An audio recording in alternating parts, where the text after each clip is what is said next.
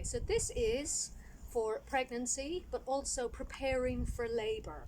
So we're coming down onto all fours. Remember, if you've any issues with your wrists, especially at this time, you might feel that they're just a little bit painful.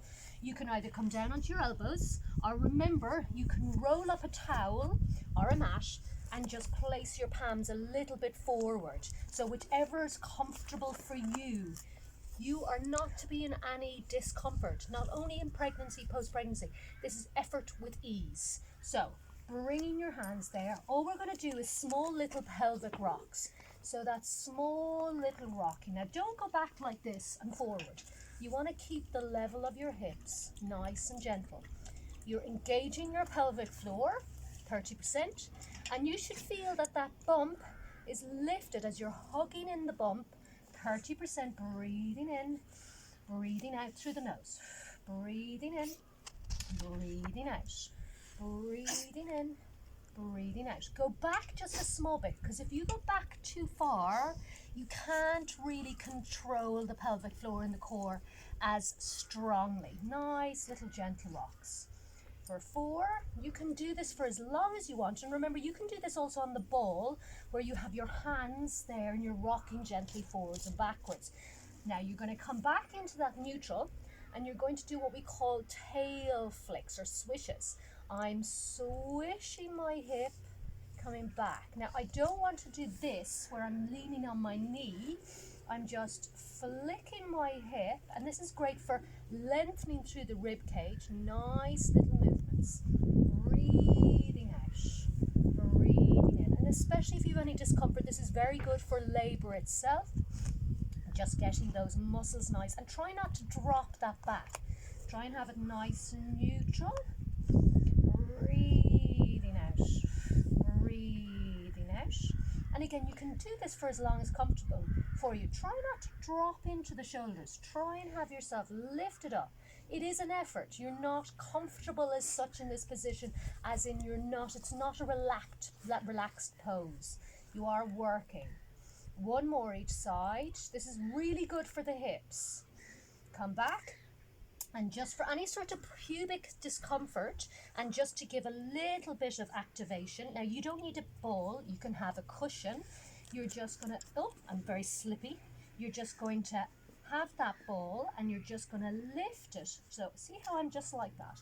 And I'm just going to squeeze. And what that does is that just works my lower core as well as my hamstring, which is connected from the heel all the way up to my sit bone, especially if you have any discomfort around those sit bones. It's almost squeezing the sit bones together. For 4, for 3, for 2. Now hold it for 1, breathing in, breathing out. 2 more, breathing in, breathing out. 1 more, breathing in, breathing out. I'm going to release it, switch over to the opposite side, lift, and again I'm just squeezing, releasing, squeeze, release, squeeze, release. 1 more, holding it, and I'm going to breathe in and out, breathing in and out. Just do 1 more, breathing in and out, and just coming back. Now I'm just going to come up onto knees, and again, if you need any sort of padding underneath your knees, please do so. I'm just going to place the ball just above my hip. I have my arm nice and relaxed, and I'm just going to stretch across. Now you can do this standing and come back. What you want to do is just feel that stretch, especially across the ribs as they're being squished in. 2 more. Breathing out. 1 more. Breathing out. Coming back, switching over to the opposite side. Make sure you just have that ball in a comfortable spot. Stretch. Come back. Breathing out. Come back. 2 more. Breathing out. Last one. Breathing out. Come back. And I'm using this beanbag, but if you have a ball, you can use a ball against the wall, or you can use a beanbag. And all you're going to do is sit down with your legs out nice and wide. Make sure you've got nice support. And this is just nice for the arms. Make sure you're nice and comfortable here as you stretch the arms back. breathing out. Breathing out. Make sure you've got as much support there underneath that lumbar spine as you need.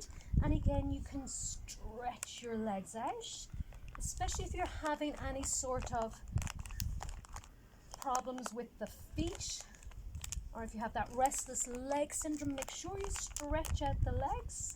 Stretch and stretch, and just nice little gentle movements. Make sure that it's just nice and relaxed for 2 and 1, and there you go. Have a lovely day.